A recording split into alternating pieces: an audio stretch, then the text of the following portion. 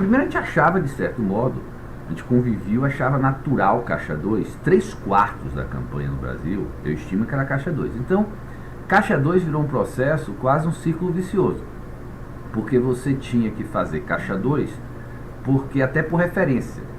Se você não podia ter um deputado, se ele quisesse, o senador, o governador, se ele quisesse colocar tudo oficial, ele ia ter uma diferença muito grande. Então, muitas vezes, tinham candidatos do ponto de vista, digamos assim, honestos, e que usavam Caixa 2 por uma questão dessa. E tinham candidatos desonestos que recebiam no Caixa 1 propina. Eu fui pedir ajuda a Boberi, conversar essas coisas todas com ele, pedir orientação, e na conversa vai, conversa vem, veio o negócio de Lula, e ele chegou e fez um negócio que me marcou. Emílio, Lula não tem nada de esquerda. Nada de esquerda? Nada de esquerda. Ele é um bom vivan. No que tange a questão de Caixa 2, tanto Lula quanto Dilma, eles tinham conhecimento do montante, digamos assim, não necessariamente do valor preciso, mas tinham conhecimento da dimensão de todo o nosso apoio ao longo dos anos. Fomos anunciados, entramos numa sala maior, e que nessa sala estava presente o Michel Temer, ele sentou na cabeceira, como se fosse aqui. Certo. Eu sentei aqui, Rogério aqui, do lado de lá, Eduardo Cunha, o deputado Henrique Eduardo Alves e o João Augusto mais atrás. O Eduardo Cunha tomou a palavra, explicou, falou, olha, o pessoal está no processo de contratação do contrato PAC-SMS com a Petrobras, diretoria internacional, e tem um compromisso que, se realmente for adjudicado assinar o contrato, vai ter uma contribuição muito importante para o partido. Tanto no Senado quanto na Câmara, tinha parlamentares com quem vocês conversavam.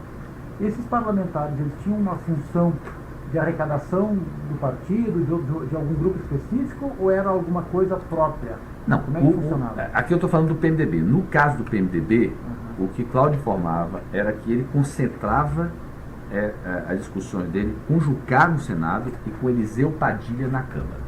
Tinha também Eduardo Cunha, mas Eduardo Cunha era mais diretamente com os outros empresários que ele conhecia. Eduardo Cunha conhecia muitos empresários da empresa. Tá, mas o Jucá e o Padilha, então... Representavam um grupo? Representavam um grupo. Representava, assim, o que Cláudio Semir dizia é o seguinte, olha, eu acerto com o Jucá, está resolvido o PMDB da Senado, acerto com o Eliseu Padilha, está resolvido o PMDB da Câmara. 94 milhões. Cabral.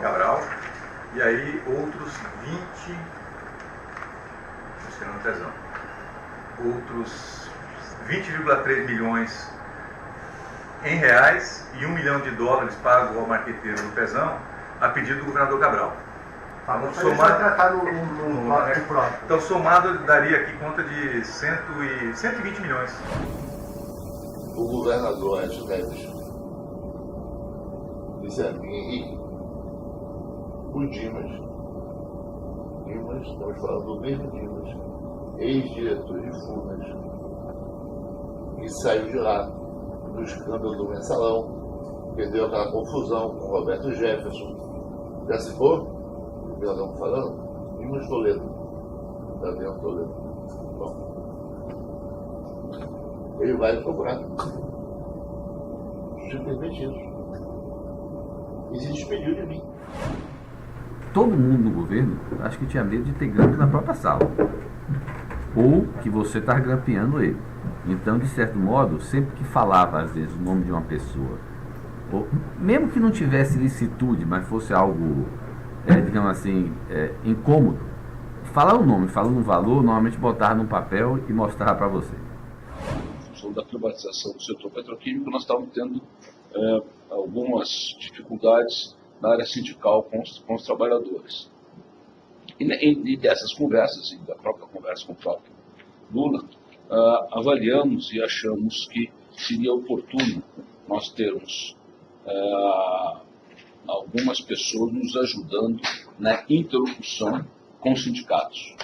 Queira ou não queira, irmão de Lula, grande líder Lula.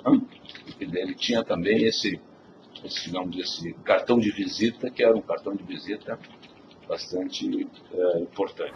A planilha italiana, fazer menção a ela antes de explicar o pós-Itália, ela então tinha aquele saldo que era gerido por Palocci, conhecido só por Palocci, e que ele fazia para pedidos gerais do PT, governo federal. Tinha aquele saldo que nós combinamos de provisionar para o amigo, segundo Palocci, Lula, que tinha indicações de que era por Lula mesmo. O que nós temos no Brasil não é um negócio de 5 anos, 10 anos atrás. Nós estamos falando de 30 anos. O senhor está se referindo a esse sistema Ao de se fazer sistema política e de se fazer negócio com o Estado. Isso é que existe. Então, tudo que está acontecendo era um negócio institucionalizado.